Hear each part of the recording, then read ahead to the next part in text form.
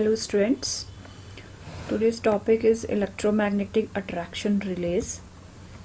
तो अगर हम बेसिकली बात करते हैं कि इलेक्ट्रोमैग्नेटिक अट्रैक्शन रिलेज या इलेक्ट्रोमैग्नेटिक जो रिलेज होती हैं, इस रिले में क्या होता है, there is a coil which energizes an electromagnet. When the operating current becomes large, the magnetic field produced by an electromagnetic is so high that it attracts the armature or the plunger, making contact with the trip socket contacts. These are simplest type of relays. तो electromagnetic release का थोड़ा सा आप introduction या role of protective relying क्या बोल सकते हो कि energy provides the power to progress in a power system consisting of generator, transformers, transmission line, distribution circuits. It is usual that some failure may occur somewhere in the system. That's why the protective system is required. Principal reason for clear the fault is if the fault is not cleared quickly, it may cause unnecessary interruption of service to customer. Quickly recover from fault limits the amount of damage to the equipment and prevents the effects of fault from spreading into the system. अगर आपका fault बहुत लंबे time तक persist करता है तो वो एक सीवियर डैमेज कर सकता है. इसलिए हमें नीड होती है कि हम रिले जितनी जल्दी ऑपरेट हो सके तो हम फॉल्टी पार्ट को उतना ही जल्दी, उतना ही क्विकली फॉल्टी पार्ट को हम रिमूव कर सकें. जो बेसिक रिलेज होती हैं in a power system operate by virtue of the current and voltage supplied by current and voltage transformer connected in various combination to the system element that is to be protected.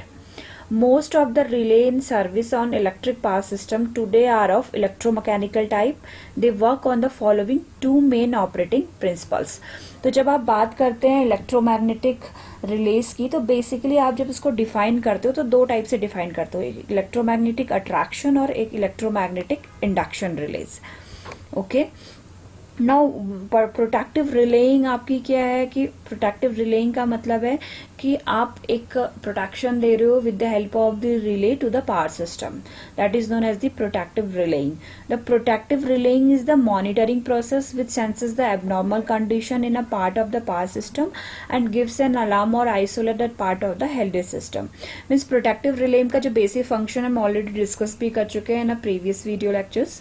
तो हमने protective relying क्या बोला था कि अगर आपका abnormal condition अकर करता है और आपका फॉल्ट अकर होता है तो सबसे पहले जो रिले का वर्क होता है वो होता है एबनॉर्मल कंडीशन को सेंस करना and to give a alarm to the trip circuit, जिससे कि सर्किट ब्रेकर उस फॉल्टी पार्ट को रिमूव कर ले.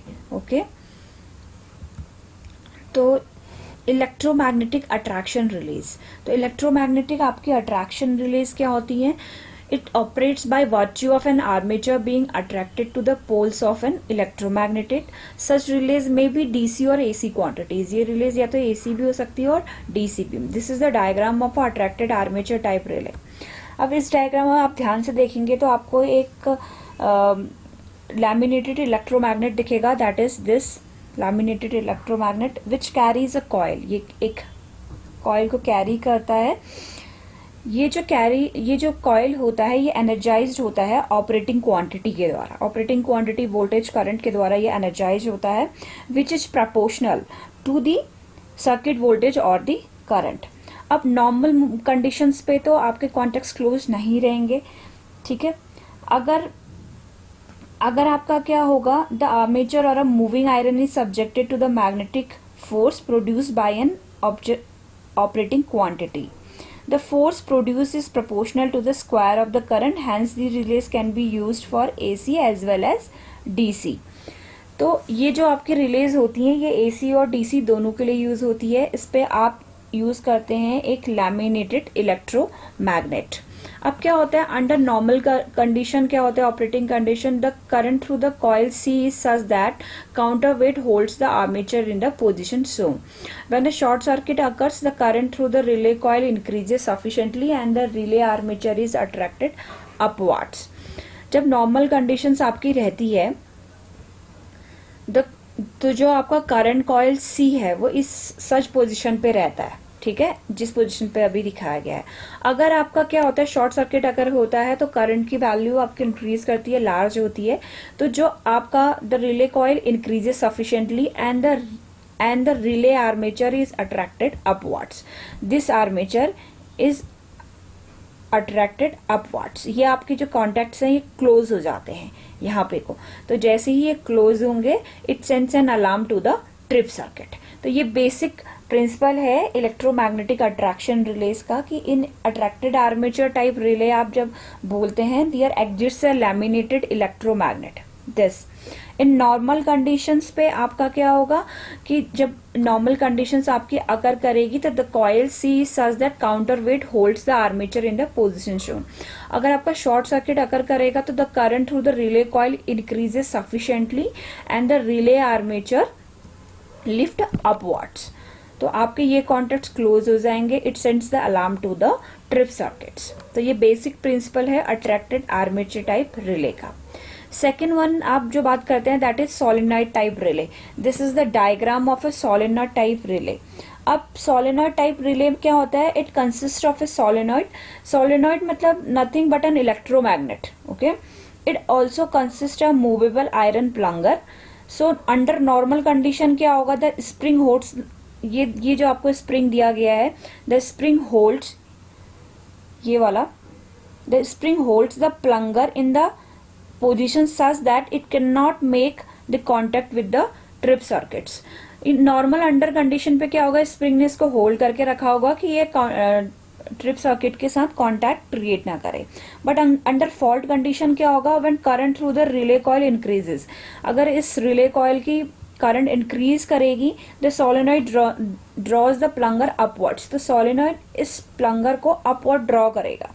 ड्यू टू दिस, इस सब के कारण से it may contact with the trip circuit contact which results in an operating of a circuit breaker. तो जैसे ही ये ट्रिप सर्किट के साथ कॉन्टैक्ट क्लोज होते हैं तो it sends an alarm to the trip circuit कि आपका फॉल्ट अकर हो चुका है।